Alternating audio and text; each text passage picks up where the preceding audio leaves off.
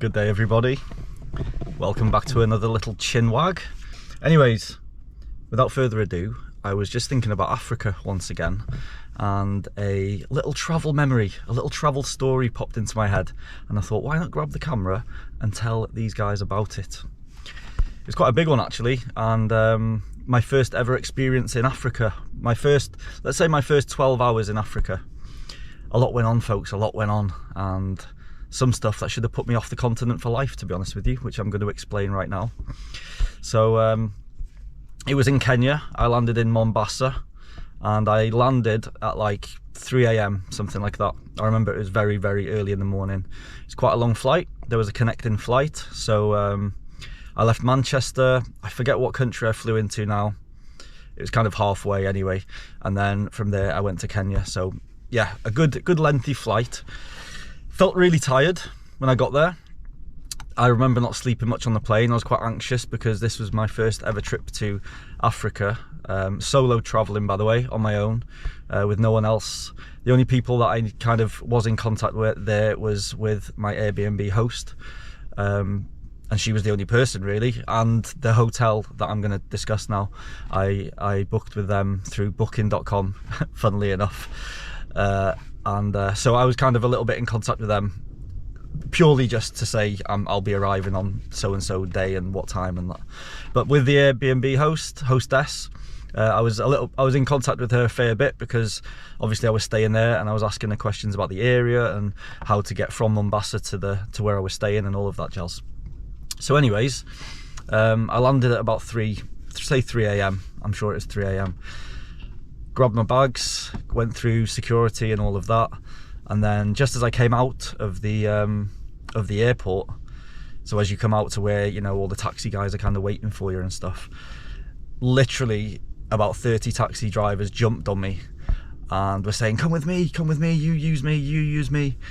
Now this was my first ever experience in Africa. Little white guy with ginger hair, and 30 kind of really quite desperate taxi drivers to take me to wherever I wanted to go, you know. I kept on hearing the word Mzungu. I kept on hearing them shout Mzungu, Mzungu, Mzungu. And obviously at the beginning I didn't have a clue what that meant, you know, and because I was so kind of taken aback with what was going on, quite shocked, tired and culture shocked from the get-go, I was like, what the hell, what's going on? And, you know, people like grabbing my arm and things like this, quite full on, you know. So I just kind of looked to my left like that, and I remember seeing an elderly guy kind of stood there with a little taxi sign, and I just felt, he's my guy, he's not coming over pestering me, he's just sat there just with his little taxi sign waiting, you know. The other guys were quite full on, pretty much. They were quite domineering almost, you know. It was like, shit, you don't want to say no to them in case you offended them. That's how it kind of felt. But anyways, I went over to this elderly guy and I said, do you know where this hotel is? And he said, yeah, I know where that is, I can take you here for this much. And I was like, yep, let's go. So as I was walking off with this guy, I just heard one of the other taxi drivers shout out, hey, Mzungu, we're gonna follow you, we're gonna kill you. And this was the first few minutes of me coming out of the airport, by the way. And I was like, okay. So I got into the taxi, a little bit shaken up, to be honest with you. I asked the taxi driver what was all that about, and he said, don't worry about it, don't worry, they're just joking, they're just trying to make you feel uncomfortable because you didn't choose them, you know.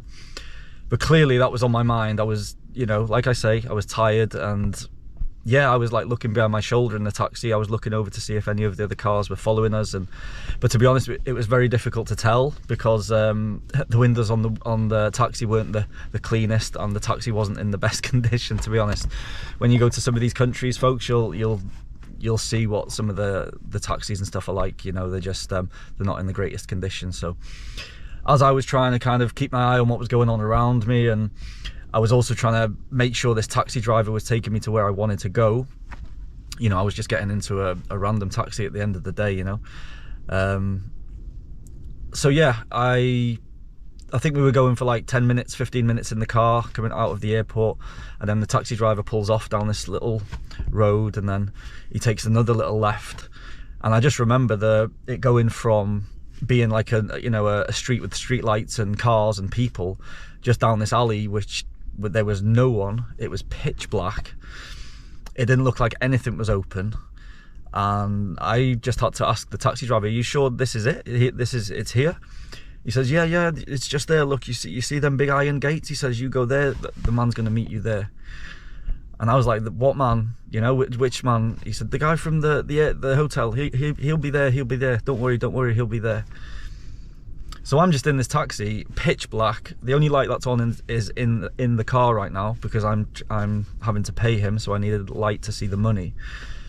As I'm sorting the money out, some guy comes over to the taxi driver. They start talking, and I don't know I think it was Swahili they were talking, and I was like, "Shit, what's going on, man?" And I said, is this the guy from the hotel?" He goes, yeah, you just need to follow this guy. You need to follow this guy. Now, bearing in mind, I'm just taking this guy's word for it, you know. He's just telling me, he's taking me down this dark alley, basically. He's telling me to follow this guy into this building. So just put yourself in them shoes for a minute, you know. I had no reason not to believe him. I had no reason not to trust him. My eyes adjusted, and I saw the name of the hotel above the door. What was it called now? I can't remember the name of it now. If I do remember it, I'll put it up on the screen. But that's irrelevant anyway. So I knew I was at the right hotel then. I was like, right, okay, this is kind of where I wanted to go, you know.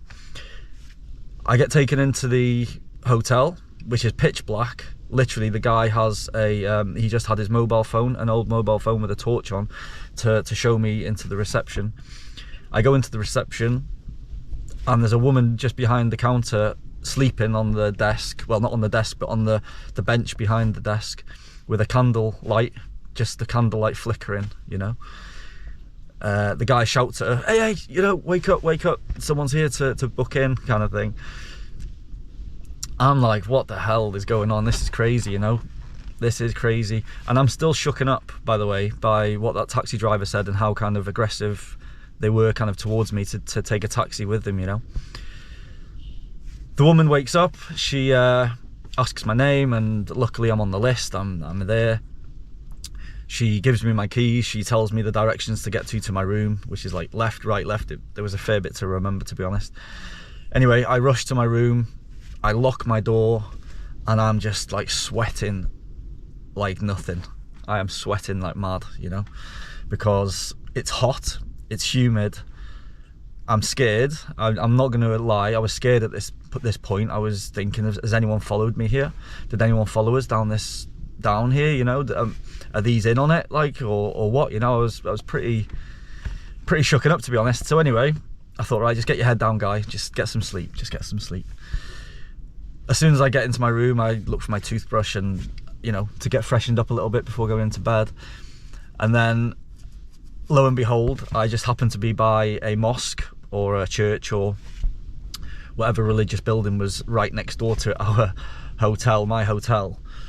And this guy just started kind of preaching over the whole tannoy, over the whole neighborhood, basically, like loud, right? This guy was, I don't know what he was saying, because again, it was in Swahili, I think, or the native language that they spoke there. But seriously, like, that went on all the way through the night, until it got light, so I didn't get a wink of sleep.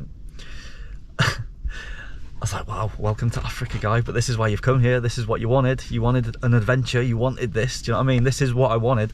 And it truly was, you know, I really wanted a proper adventure. That's why I was going to Africa, but I didn't expect this beginning. So anyways, I dragged myself out of bed. I take a shower. I try and freshen up a little bit before trying to contact my Airbnb host. I managed to get onto the Wi-Fi, which is very poor in the hotel.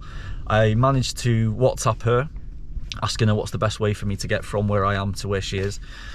And it was about an hour and a half away, so the easiest way was to get a taxi. And I was like, I just wanted the easiest way, you know. I could have got matatus, I think they're called. They call them different things in different countries in Africa, but little minibus basically, anyway, folks. And so I could have got, you know, one of them from my hotel into Mombasa, and then from Mombasa get one up to Kilifi, which is the place I was staying. You want to see how busy it is over there, man. I was just knackered and I didn't fancy that adventure right now. So I just opted for a taxi. I asked the hotel to get me a taxi, to book me a taxi, which they did. I had some breakfast in the meantime. The taxi driver comes, introduces himself, and very pleasant guy, very nice guy, helps me with my bags and all that into the car. So I'm like, nice one. All I do now is sit here, get taken to my Airbnb. So yeah, I'm thinking just sitting in the taxi now, just relax, chill out, and just let the taxi driver do all the, you know, all the work, driving and just chatting to him. Luckily, he spoke very good English. He spoke good English, so that was good. So we headed off. We were going for about 5 or 10 minutes now, and I just remember sitting there, just kind of taking everything in. This was like pure culture shock now, folks. Like my first African experience and solo on my own, and it's crazy. It's pretty crazy, you know, like the area that I was in. Very third world, sites that I'd never seen before, you know. So I was just like, wow, just everything was kind of. I was just like a sponge, you know, really enjoying it at the same time, but also knowing I'm quite vulnerable, you know. Anyways, we're driving along now and we're chatting, and as I'm chatting to the guy, I say something to him, and I look over to the driver, and I just see like a fear in his face, like a scared kind of look in his face, right? And I was like, why is he looking scared? That's not a good sign, I don't think. So I'm sat there, and as my eyes adjust, I'm just looking at what he's looking at. I'm trying to gauge at what he's looking at, you know. So I looked at him, and I was trying to see where his eyes were looking. So I looked in front of me, and then I just see like a guy all in army gear, a beret, like an army beret on his head, and a machine gun, or a big gun anyway. I'm not quite sure what gun it was. As I look at him, I just feel like he's looking at me, you know. And then the taxi driver's like, we're going to get stopped now. I think we're going to get stopped. I think he's seen you.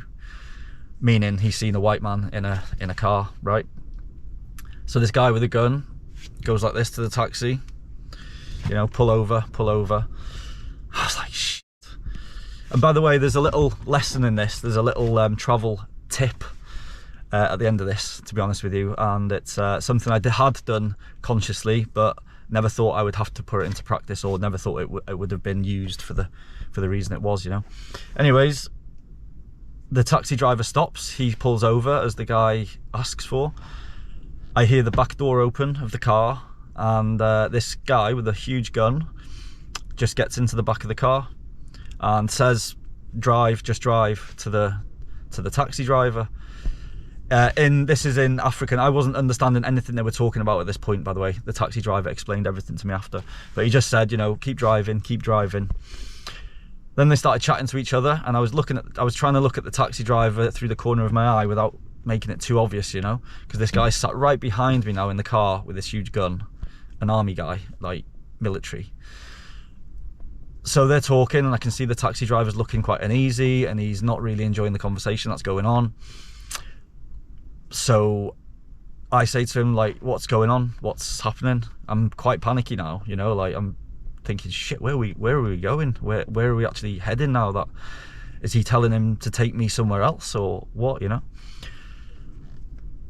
So I asked the taxi driver, says, everything all right, or what's happening? He says, oh, he wants some money off you. He wants a bit of money off you, and then we can get on our way, basically. So what I'd done, I put the majority of the cash of the money that I had, I'd stashed away in my backpack, which was in the boot of the car. And I kept like a handful of cash for the taxi and a little bit of money for like food, and in my wallet on me personally, you know. So my fear is that he was going to ask to go through my bags and everything to find money and whatever he could, and then take it off me and then leave, you know. I was thinking, shit, no way, this is not a good start. So he says he wants a bit of money off you, so I go into my wallet, which is what I have in my pocket, and I had like 10 to 20 pounds in there, because it's pretty cheap over there, you know, at the time. This was 3 or 4 years ago now, maybe 5 actually. But anyways, so I take out what I think is enough, kind of thing. I give it to the taxi driver. I said, is that enough? I think that was probably like 5 or 10 pounds, you know. And he shows it to the guy, and he was like, no, more. So I was like, I gave him everything I had in my wallet, basically, because that's, you know, that I only had about another 10 pounds more. So I gave him that, and I says, that's all I have, you know, that's the only cash I have, that's it. So he gives him that. He kind of looks at the money for a little bit, and he's happy with that. So he tells the taxi driver to pull over, and taps me on my shoulder as he leaves, and I just kind of turn around and he just kind of nods like that, gets out of the car, stands on the side of the road, we go off about our day.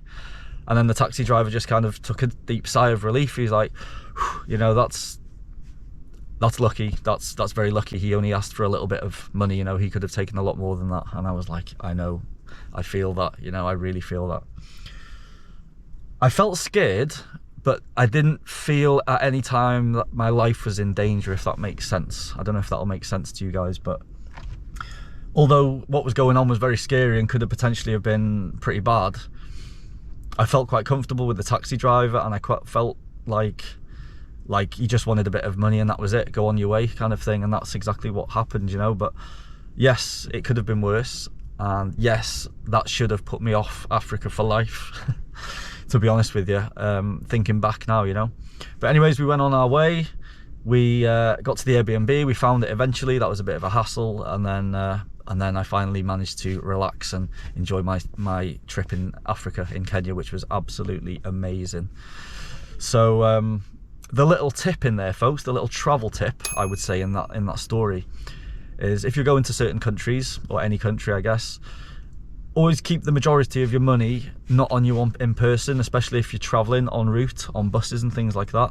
Like I say, if I'd have had all of my money on me in person at that moment, then potentially he might have asked for the whole lot. Do you know what I mean? But because I only had the amount I had on me, and I gave him all of that and said that's the only cash I have, you know, that was enough for him. So a good tip is to keep your money, even sporadic, in your bag, you know, little bits of money here and there, so then if they do take a certain amount, then you've still got a bit left over. Do you know what I mean?